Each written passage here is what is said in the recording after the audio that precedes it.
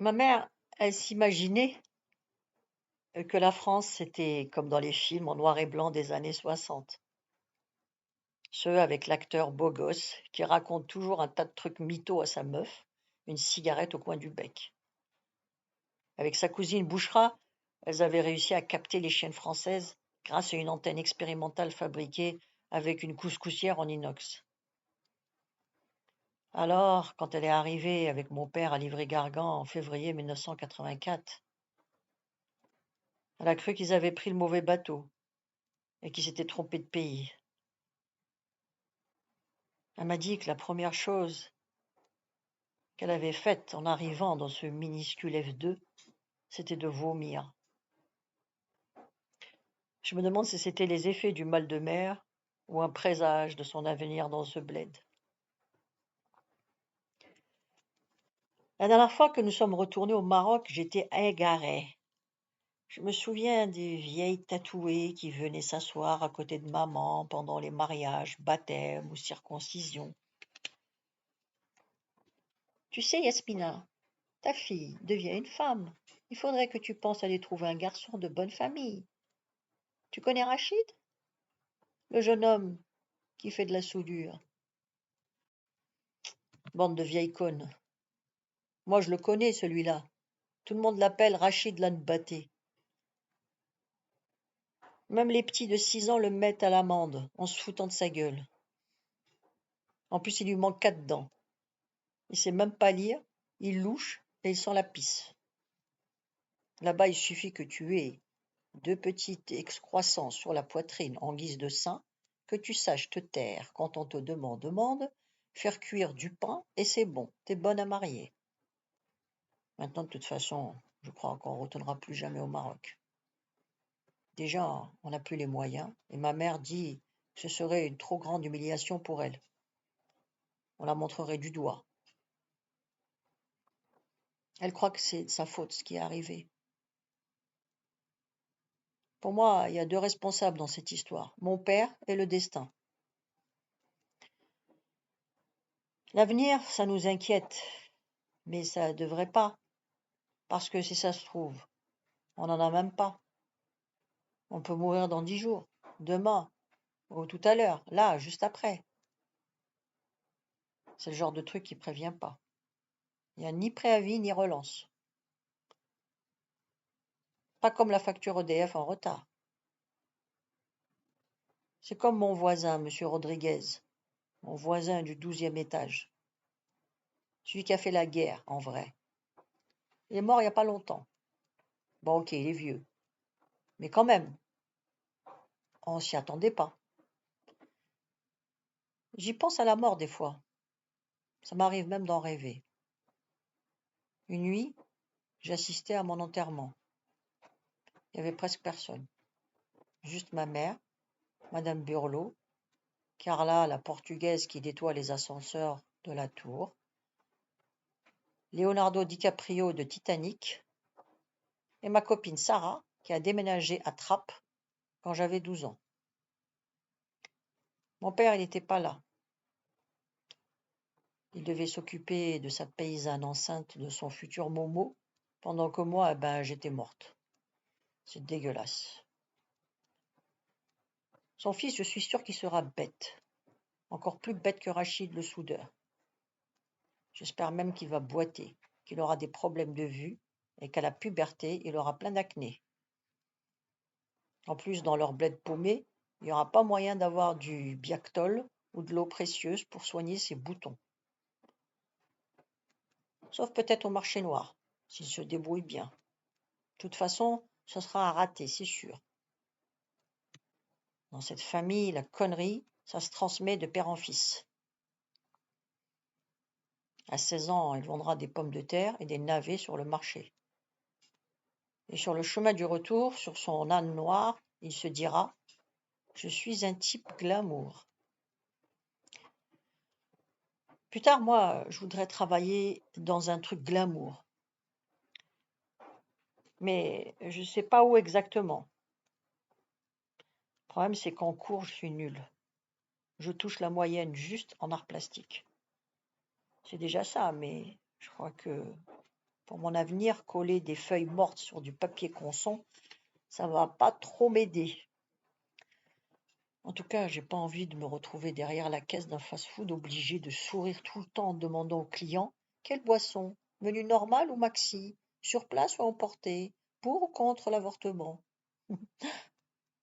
et de me faire engueuler par mon responsable si je mets trop de frites à un client parce qu'il m'aurait souri.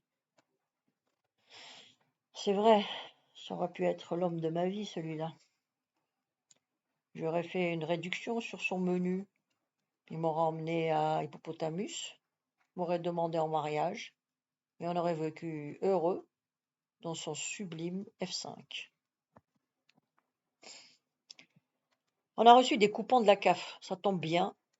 Je ne serais pas obligé d'aller au secours populaire du centre-ville. C'est trop l'affiche. Une fois, avec ma mère, on a croisé Nacera, la sorcière à côté de l'entrée. C'est une dame qu'on connaît depuis longtemps. Maman lui emprunte de l'argent quand on est vraiment en galère. Je la déteste. Elle se souvient qu'on lui doit du flouze que dans les moments où il y a grave du monde. Tout ça pour foutre la honte à ma mère. Donc on croise Nacera, la sorcière, à l'entrée du secours populaire. Maman était très mal à l'aise, mais l'autre, elle avait l'air ravie. Alors, Yasmina, tu viens au secours populaire pour récupérer? Oui. Moi, je viens pour donner. Dieu te le rendra. J'espère que Dieu lui rendra rien du tout, à part sa méchanceté de vieille laide. Finalement, on est rentré à la maison sans rien récupérer, parce que maman voulait pas choisir les vêtements de la sorcière sans le faire exprès. Ça lui donnerait encore une raison d'ouvrir sa grande bouche, genre « Mais c'est ma jupe que tu portes ». J'étais fière de ma mère. C'est ça la dignité, le genre de truc qu'on t'apprend pas à l'école. En parlant d'école, j'ai un devoir à rendre en éducation civique sur la notion de respect. C'est monsieur Werber qui nous l'a demandé. Ce prof, il est gentil, mais j'aime pas trop qu'il me parle car j'ai l'impression de lui faire pitié, j'aime pas ça. C'est comme au secours populaire avec maman, quand la vieille à qui on demande un sac en plastique pour mettre les pulls qu'on a choisis nous regarde avec ses yeux mouillés. À chaque fois, on a envie de lui rendre ses pulls et de se tirer. Monsieur Werber, c'est pareil. Il se la joue prophète social. Il me dit que si j'ai besoin, je peux prendre rendez-vous avec lui. Tout ça pour se donner bonne conscience et raconter à ses potes dans un bar parisien branché comme c'est difficile d'enseigner en banlieue. Burk. Qu'est-ce que je pourrais dire sur la notion de respect? De toute façon, les profs, ils s'en foutent des devoirs. Je suis sûre qu'ils les lisent même pas. Ils te mettent une note au pif, rangeant les copies, et vont se réinstaller sur un canapé en cuir entre leurs deux gosses, Pamela, 10 ans, qui joue à Barbie, lave-vaisselle, et Brandon, 12 ans, en train de manger ses crottes de nez. Sans oublier Marie-Hélène qui vient de commander le repas chez le traiteur parce qu'elle avait la flemme de préparer le dîner et qu'il y a un article sur l'épilation à la cire dans Femme actuelle. Voilà, ça c'est respectueux par exemple. L'épilation à la cire, ça fait mal, et faire mal, c'est manquer de respect. De toute façon, je vais arrêter, j'en ai marre d'école. Je me fais chier, et je parle avec personne. En tout, il n'y a que 2 personnes à qui je peux parler pour de vrai. Madame Burlot et Hamoudi, un des grands de la cité. Il doit avoir environ 28 ans. Il traîne toute la journée dans le hall du quartier, et comme il me dit souvent, il m'a connue alors que j'étais pas plus haute qu'une barrette de shit. Hamoudi, il passe son temps à fumer des pétards.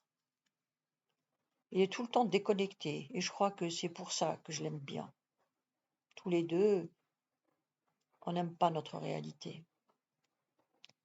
Parfois, quand je reviens des courses, il m'arrête dans le hall pour discuter.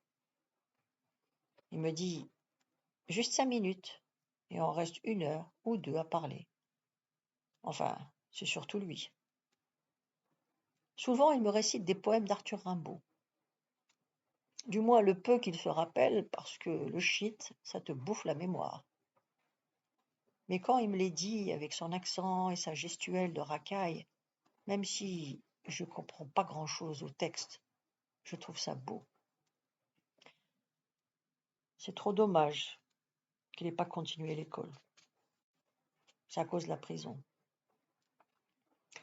Il m'a raconté qu'il s'était fait embarquer dans une histoire par des potes.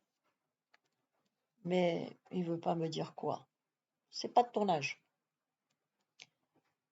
Quand il est ressorti, il a tout lâché, alors qu'il était loin dans les études. Au moins jusqu'au bac. Alors, quand je vois les policiers qui fouillent à Mahmoudi, près du hall, quand je les entends le traiter de petit con, de déchet, je me dis que ces types ne connaissent rien à la poésie. Si Hamoudi était un peu plus vieux, j'aurais bien aimé que ce soit mon père. Quand il a appris ce qui lui est arrivé, il m'a parlé longtemps. En roulant un énième joint, il m'a dit « La famille, c'est ce qu'il y a de plus sacré. » Il sait de quoi il parle. Il a 8 frères et sœurs, et ils sont presque tous mariés. Mais Hamoudi, il dit qu'ils s'en fout du mariage, que ça sert à rien, que c'est une contrainte de plus, comme si on n'en avait pas assez déjà comme ça. Il a raison. Sauf que moi, j'ai plus de famille. On n'est plus qu'une demi-famille maintenant. La suite demain, à la même heure. N'oubliez pas de vous abonner. Merci.